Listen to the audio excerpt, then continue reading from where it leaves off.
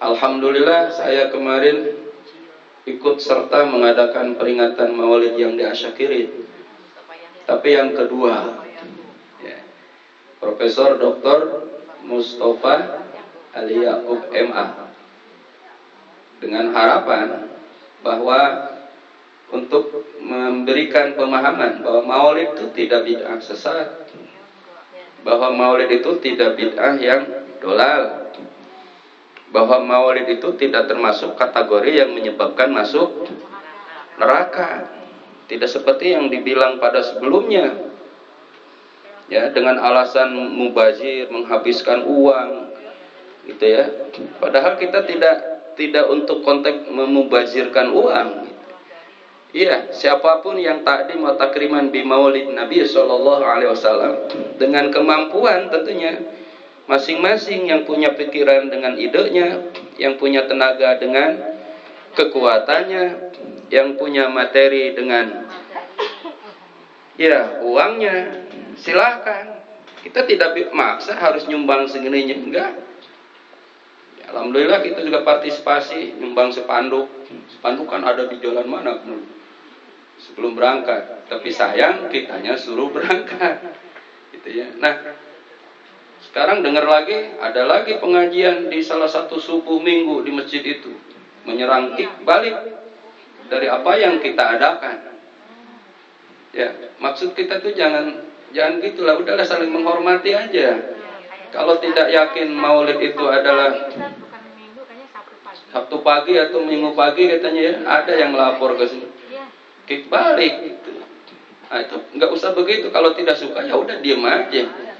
Kan peringatan Maulid bisa dalam bentuk esensi yang lain, tidak hanya dalam tabligh akbar gitu ya. Mungkin seperti dalam kutipan para ulama dalam kitab Dardir, bisa membaca Al-Quran, bisa bersedekah ya, menyantuni anak yatim, banyaklah kegiatan-kegiatan sosial yang lainnya, tidak hanya tertumpu pada tabligh akbar. Oleh karena itu kalau tidak suka dengan itu, mereka juga suka di sisi yang lain, dan kita tidak pernah menyalahkan mereka. Mereka juga jangan menyalahkan kita ketika kita mengadakan peringatan Maulid dalam sisi lain pula. Jadi banyak keragamnya gitu. Memang sih pada intinya mengamalkan sunnahnya, iya. Oleh karena itu bentuk peringatan Maulid apapun pada intinya bagaimana kita meneladani sunnah Nabi. Dan ketika kita berbicara sunnah Nabi kan banyak. Tidak hanya puasa Senin Kemis aja, Bu. Sunnah Nabi itu banyak. Di antaranya puasa Senin Kemis, alhamdulillah yang sudah bisa. Mungkin yang lain qiyamul, gitu ya, Bu. Ustadz tidak jenggotan, nggak ngikut sunnah, bukan berarti tidak ikut sunnah. Sunnahnya di yang lain, mungkin tidak jenggot. Kan tidak mungkin juga semua sunnah Nabi bisa dilaksanakan 100% oleh si A, nggak mungkin juga. Si A melaksanakan ini, si B melaksanakan yang itu. Oleh karena itu tidak perlu saling menyalahkan dan membanggakan bahwa kita sudah bisa mengikuti sunnah kemudian menyalahkan yang belum. Mungkin yang belum ada sunnah yang lain yang dilakukan. Kan kalau ngomong gini enak sebetulnya ya. Dan kita tidak pernah ngajak hal-hal kepada mereka untuk menjadi situasi panas. Kita dari dulu kita ini adem-adem aja kok. Yang suka hayu, yang enggak ya nggak apa-apa ya. Seperti dalam kaset lama atau lagu lama, yang kunut benar, yang tidak kunut benar, yang penting mah sholat subuhnya. Kan kita dari dulu dakwah gitu. Yang zikir bareng benar, yang sendiri benar, yang enggak benar, yang enggak pernah zikir. Itu kan yang ngangkat tangan benar, yang tidak ngangkat benar, yang penting hatinya sama-sama ikhlas. Itu ya. Nah, kalau itu dikeraskan, yang zikir bareng bid'ah, sesat, neraka, itu kan lain ceritanya. Yang sholat subuh pakai kunut neraka, kan itu lain ceritanya. Yang mengadakan peringatan Maulid masuk neraka, ya itu kan lain ceritanya. Nah sekarang siapa yang mau masuk ke surga ujungnya? Karena kata kita juga jangan-jangan dia yang ke neraka. Iya. Kalau dia nuding sama kita masuk neraka, jangan-jangan dia yang masuk neraka. Ujungnya saling menuding masuk neraka. Yang menang siapa?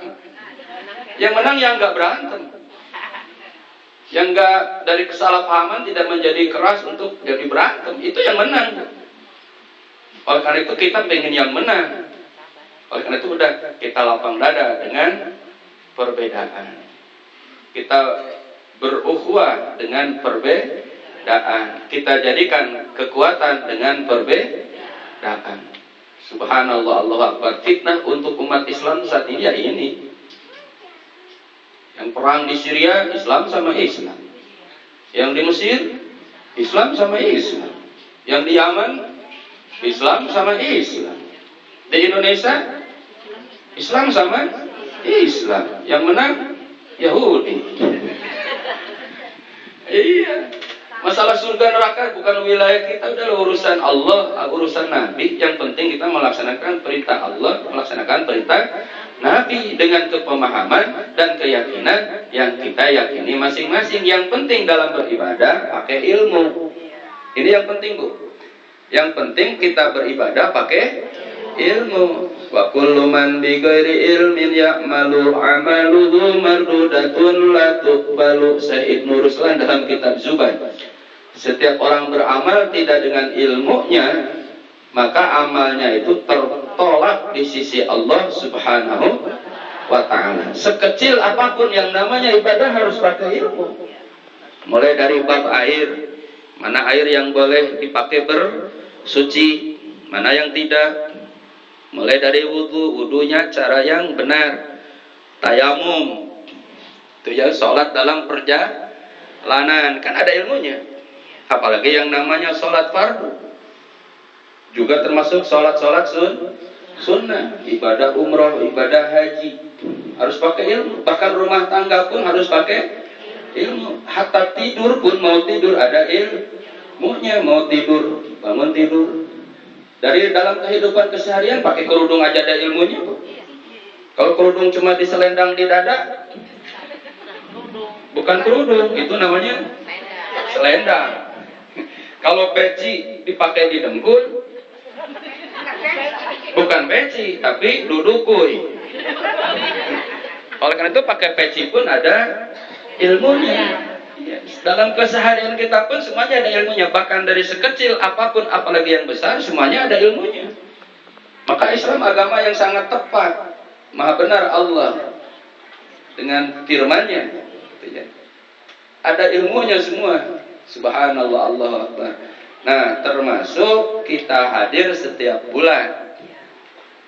Ya, di majelis zikir juga ada ilmunya, etika berzikir, cara berzikir. Yang kita wiridkan ini ya yang tingkat dasar aja deh, Bu ya. Kita tingkat dasar. Oleh karena itu ibu-ibu kembali kepada